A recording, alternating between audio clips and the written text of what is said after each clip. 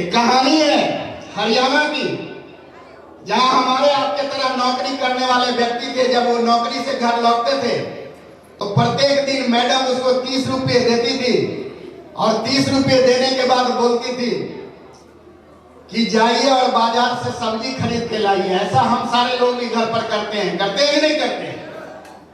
अब थोड़ा डायमंड बनने के बाद ये सब प्रैक्टिस छूट गया, क्योंकि डायमंड की हर आन और शान निराली होती है। डायमंड की हर आन और शान निराली होती है। उसका हर दिन ईद और हर रात दिवाली होती है, हर रात दिवाली होती है। अब करना क्या है, तो केवल स्टाइल मारने का काम है। तो हरियाणा में वो भाई साहब जाते थे, सब्जी के थैला 30 रुपया प्रत्येक दिन मिलता था और सब्जी खरीद के लाते थे। एक दिन की घटना है कि जब वो बाजार सब्जी लेने के जा रहे थे तो उनका 5 साल का एक बच्चा था। उस बच्चे ने जिद किया कि पापा जी मैं भी आपके साथ चलूं क्या? तो बोला चलो बेटे, कोई बात नहीं है, चलो। और दोनों बाप बेटे बाजार गए सब्जी खरीदने के लिए, और भाई साहब ने छूटते ही 30 रुपये की सब्जी खरीद ली और बेटे को बोले कि चलो अब वापस चलते हैं। जब थोड़ी दूर चले तो सामने एकदम लाल लाल सेब झलक रहा था। बच्चे का मन ललचाया और बच्चे ने बापों से कहा कि पापा मैं ये सेब खाना चाहता हूं। और लटूरे के लिए समस्या हो गया। 30 रुपये थे, 30 रुपये का सब्जी खरीद लिया, पैसा तो है नहीं। और बेटा इधर बोलता है कि पापा जी सेब खाना है। तब उसने बच्चे को हाथ पैर सहलाया और सहलाने के बाद बोला कि बेटे ये सेब नहीं है, ये सेवी है, सेवी। चलो कोई बात नहीं। थोड़ी दूर जब आगे बढ़ा तो आगे बढ़ने के बाद देखा कि लाल लाल संतरा दिख रहा था, और लाल लाल जब संतरा दिख रहा था तो फिर बच्चे का मन ललचाया। बच्चे ने कहा कि पापा जी ये संतरा खाना चाहते हैं। अब फिर पापा जी के जेब में पैसा नहीं, तो फिर उसने बच्चे को सहलाया और सहलाने के बाद बोला कि बेटे ये संतरा नहीं है, ये संतरी है, संतरी। इस तरह से बच्चा को बहलाता फुसलाता गया। बच्चा फिर अंगूर का डिमांड किया। फिर बाप ने बताया, पापा जी ने कहा कि ये अंगूर नहीं है, अंगूरी है, अंगूरी। अब बच्चा तो गुस्से के मारे हनुमान जी बना हुआ है। ऐसा होता है कि नहीं होता है? बच्चा गुस्से से एकदम टाइट हो गया, और टाइट होने के बाद जब दोनों बाप बेटे घर में गए तो भाई साहब ने सब्जी का थैली रखा और बाथरूम के अंदर चले गए, और बच्चा वही दरवाजे पर एकदम पूरा हनुमान जी बनके एकदम टाइट होके खड़ा था। उधर से मम्मी आई और देखी कि भाई बाप बेटा दोनों सब्जी लेने के लिए गया था और केवल बच्चा खड़ा है। तो पहले तो मैडम को शक हुआ कि कहीं श्रीमान का किडनैप वगैरह तो नहीं हो गया। तो मैडम बड़ा चिंता में पड़ गई और बेटे को बोली कि बेटा पापा कहाँ? अब ये काहे ला जवाब दे, तो गुस्सा से एकदम फुला हुआ है। 3-4 बार बच्चे को झकझोरी, लेकिन उसके बाद भी बच्चा जवाब नहीं दे रहा है। इतने में मैडम देखती है कि वो भाई साहब बाथरूम से बाहर निकले। तब मैडम ने अपने बच्चे को बोली कि ये तो पापा जी रहे। कितना बेवकूफ बदमाश बच्चा है। पूछते हैं पापा जी कहाँ, तो जवाब नहीं दे रहा है। ये तो पापा जी हैं। तब उस बच्चे ने अपनी मम्मी से क्या कहा, ये जानना चाहते हैं? उस बच्चे ने अपने मम्मी से कहा, ये पापा नहीं है, ये पापी है, पापी। क्या बनना चाहेंगे, पापा बनना चाहेंगे कि पापी? आवाज से तो नहीं लगता है। पापा बनना चाहते हैं कि पापी? बजाओ एक बार धमाकेदार ताली। Thank you. तो सीखना तो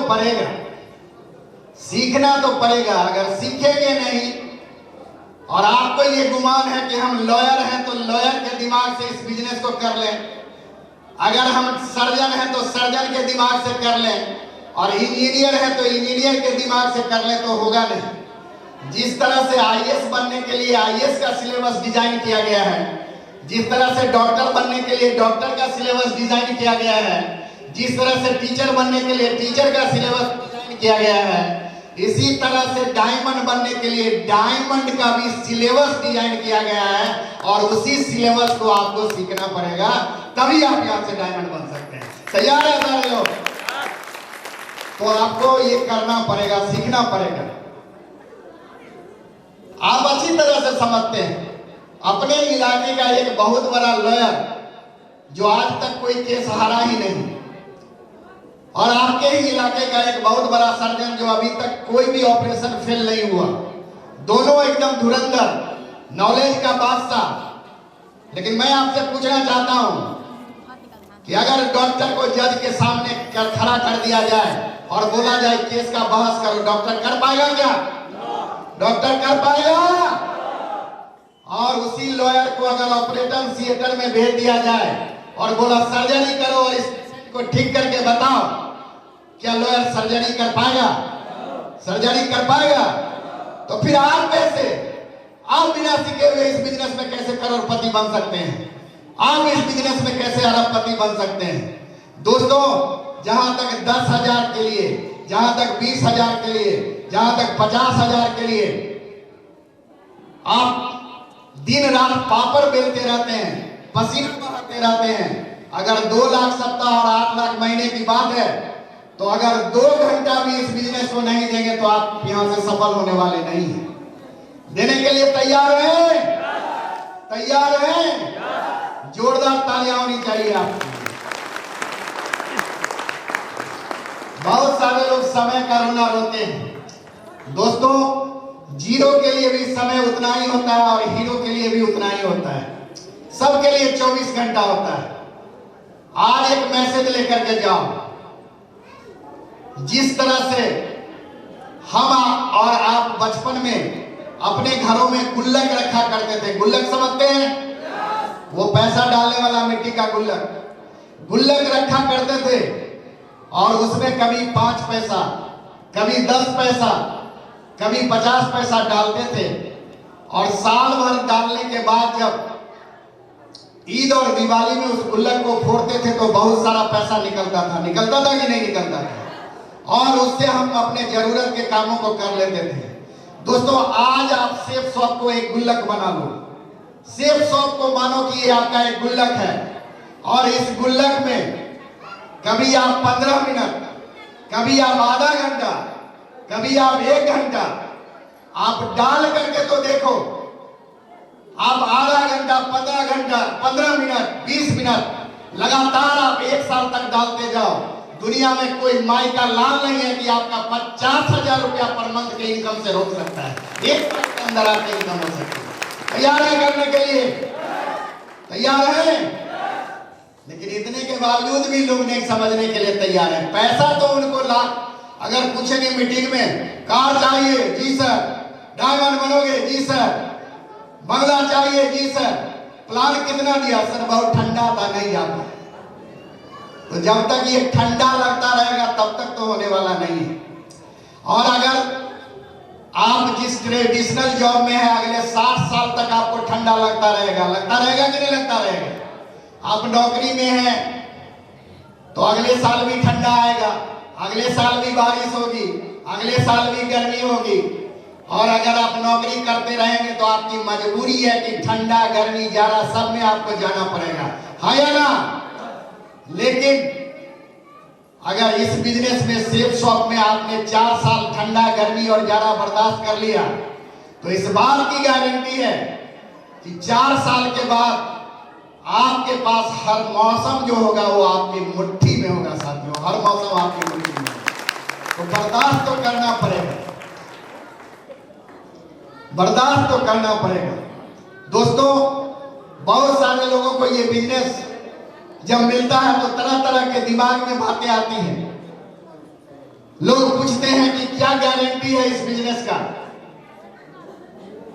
ऐसा पूछते हैं कि नहीं पूछते हैं? दोस्तों, गारंटी इस बिजनेस की तो छोड़ो, दुनिया में अपनी भी गारंटी नहीं है, हाँ या ना? मैं आपको बताना चाहता हूं कि आज से पहले सैकड़ों बसों का एक्सीडेंट हुआ है, आज से पहले सैकड़ों ट्रेनों का एक्सीडेंट हुआ है। 20 रुपए का टिकट लेकर के हम अपनी जिंदगी को हवाले कर देते हैं उस ट्रेन में और उस बस में बैठ जाते हैं। वहां गारंटी नाम की चीज नहीं होती है। होती है क्या? वहां एक विश्वास होता है, वहां एक भरोसा होता है कि अगर इस ट्रेन में ड्राइवर बैठा है तो रेलवे के नियम के अनुकूल वो पिया हुआ नहीं होगा। क्या पता वो पिया है और जाके ठोक दे, लेकिन वहां एक विश्वास और भरोसा होता है और हम 20 रुपए का टिकट लेकर के उस गाड़ी में बैठ जाते हैं। एक माँ अपने बच्चों को जब जन्म देती है, क्या वहां गारंटी नाम की चीज होती है? जिंदगी भर अपने गीले में सोती है और बच्चे को सूखे में सुलाती है। वहां एक भरोसा होता है, वहां एक विश्वास होता है कि जब ये बच्चा बढ़ेगा तो बुढ़ापे में हमारा सहारा बनेगा। वरना कितने बच्चे माँ बाप को छोड़ करके निकल जाते हैं। दोस्तों, इस बिजनेस में भी ठीक उसी तरह से विश्वास करना होगा, आपको भरोसा करना होगा। जब एक व्यक्ति वहां से आके यहाँ डायमंड बन सकता है, जब एक व्यक्ति वहां से यहाँ चल करके रूबी बन सकता है। आज आपने देखा बहुत सारे लोग रिकॉग्नाइज हुए थे, ये लोग जीरो से अपने लेवल को प्राप्त हुए हैं। ये आप ही के तरह थे, 2 हाथ पैर आंख नाक वाले इंसान थे। जब ये लोग सफल हो सकते हैं तो क्या आप सफल नहीं हो सकते? क्या आप सफल नहीं हो सकते? आपके अंदर में वो भरोसा है, वो भूख है और वो आग है, तो दुनिया की कोई ताकत नहीं है कि आपको सफल होने से रोक सकती है। दुनिया की कोई ताकत नहीं है। तो आपको अंदर से एक भरोसा होना पड़ेगा, विश्वास होना पड़ेगा। तो कंपनी की गारंटी की क्या बात है? बहुत सारे लोग बोलते हैं कंपनी भाग गई तो। कितने लोग इस हॉल में बैठे हुए हैं जो अभी तक शादीशुदा नहीं है? थोड़ा हाथ उठाएंगे। अच्छा, बहुत बढ़िया। आप लोगों को पता है कि नहीं कि बहुत सारे लोगों की बीवियां भाग गई है? पता है? क्या विचार है, करेंगे कि नहीं करेंगे? तो वहां पर भाग गई फिर भी करने के लिए तैयार है। और यहाँ पर कंपनी भागी नहीं, 20 साल से लगातार चल रही है, तो आप पूछते हैं कंपनी भाग गई तो? मैं पूछता हूं कि शादी कर ली और बीवी भाग गई तो क्या करोगे? नहीं करोगे क्या? या से पहले बहुत सारी बीवी भागी नहीं है क्या? वहां शादी के पीछे क्या होता है? एक विश्वास होता है, एक भरोसा होता है। उसी तरह से आपको यहाँ पर विश्वास और भरोसा करना होगा। और कंपनी किन कारणों से भागती है आज समझ लो। समझने के लिए तैयार हैं?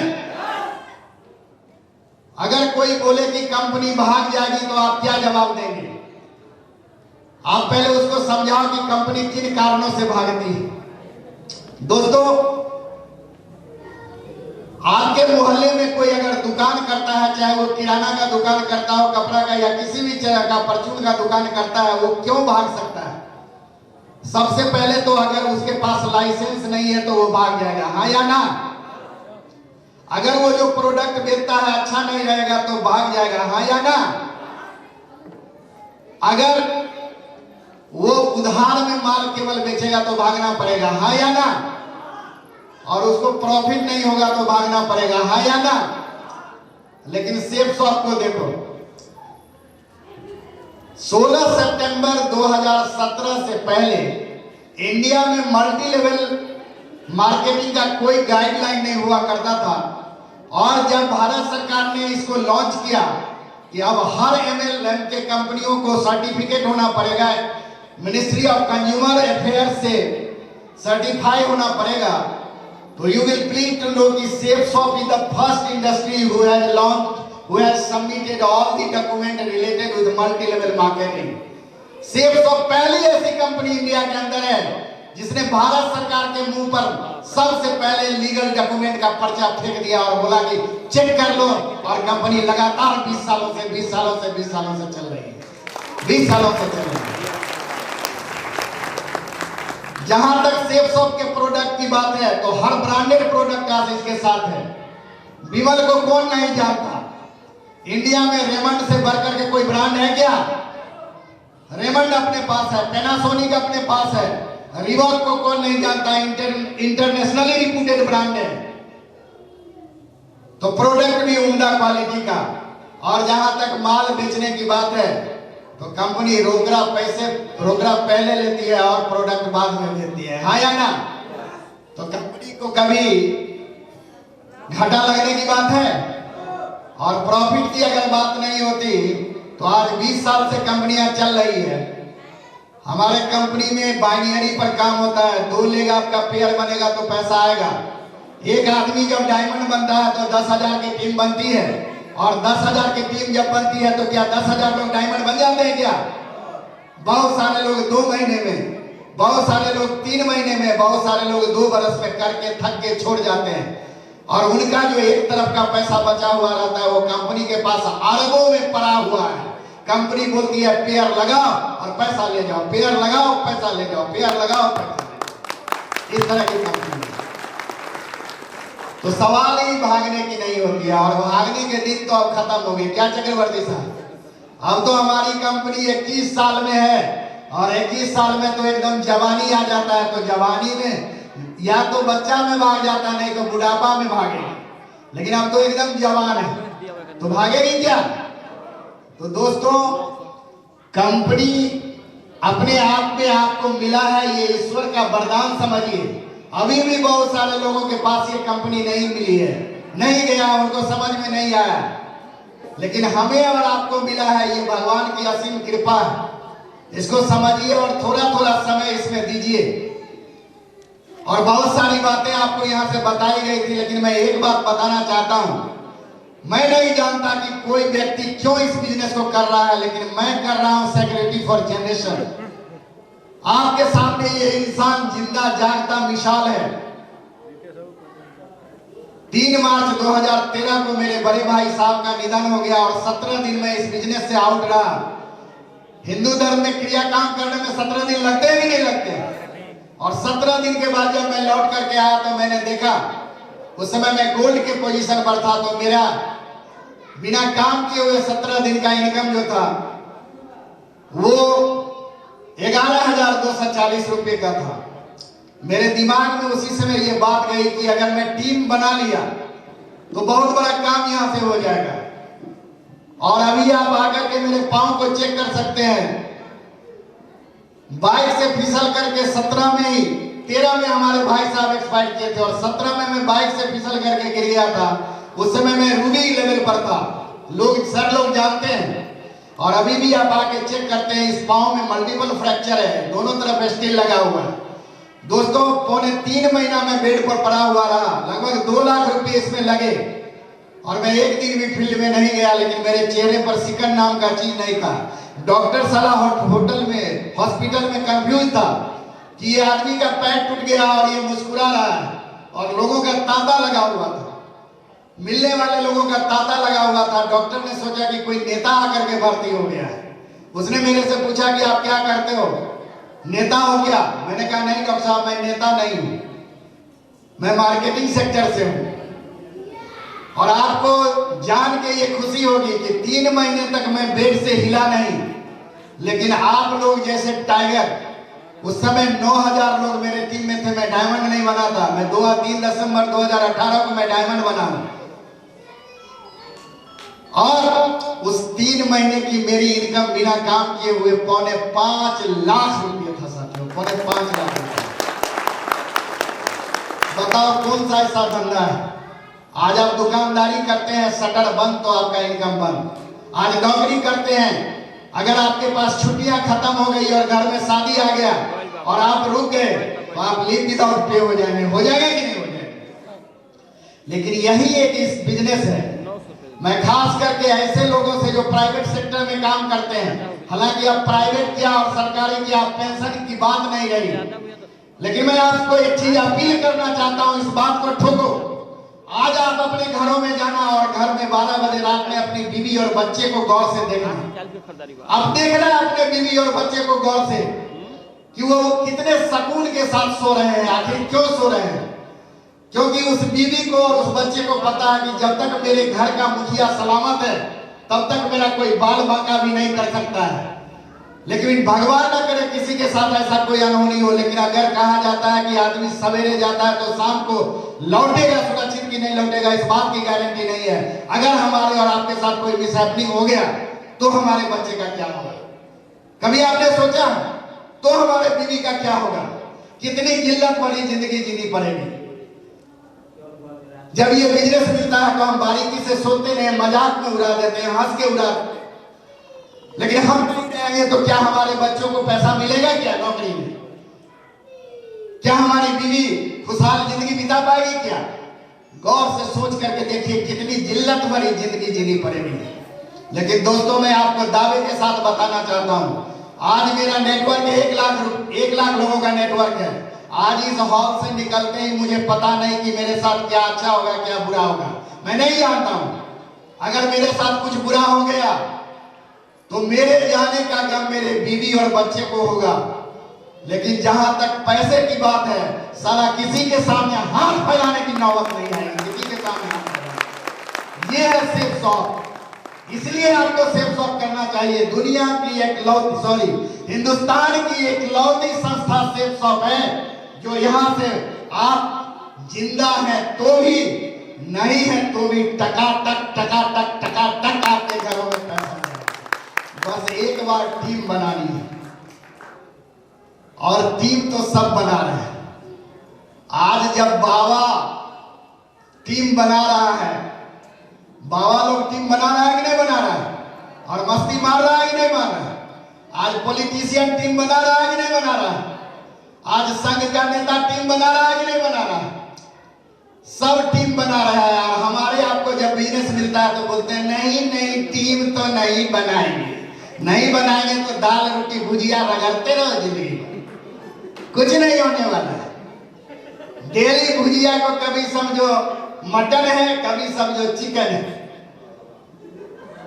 मैं आपको बताना चाहता हूं,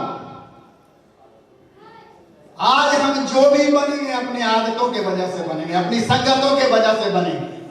गरीब लोग आपस में क्या डिस्कस करते हैं जानते हैं? गरीब लोगों का थ्योरी में बताता हूं, वोकैबुलरी बताता हूं।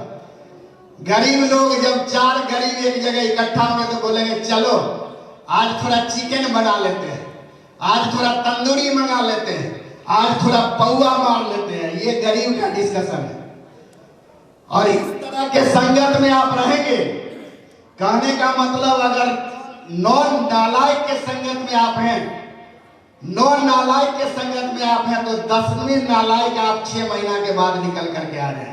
हम जो भी हैं आदतों के वजह से।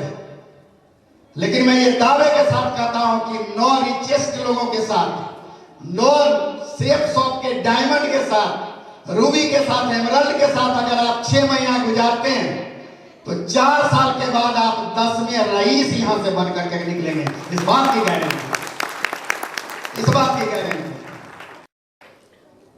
और दुनिया में गरीब रहने के लिए कोई सीखने की जरूरत नहीं है। मैं आपसे पूछना चाहता हूं, थोड़ा आवाज मिलाना, क्योंकि आप सारे लोग यहाँ डायमंड बचे हुए हो, बाकी तो हवा खाने चले गए इस वक्त से। आप जितने सारे लोग बचे हो क्रीमी लेयर हो, क्योंकि 1 केजी दूध को अगर मखा जाता है तो 100 ग्राम ही मक्खन निकलता है। यहाँ सारे मक्खन बैठे हुए हैं, सारे मतलब क्रीमी लेयर डायमंड बचे हुए हैं, बाकी तो सब हवा खाने चले गए। सारे आप भी लोग डायमंड बनेंगे, यहाँ जितना बैठे हुआ सब डायमंड बनेगा। मैं सैल्यूट करता हूँ आपको, मैं धन्यवाद देता हूँ कि आपने इतने पेशेंस के साथ अभी अपने आप को बनाया रखा। गरीब होने, आप हाँ या ना में जवाब देना। गरीब रहने के लिए कोई ट्रेनिंग की जरूरत है? दुखी रहने के लिए कोई ट्रेनिंग की जरूरत है?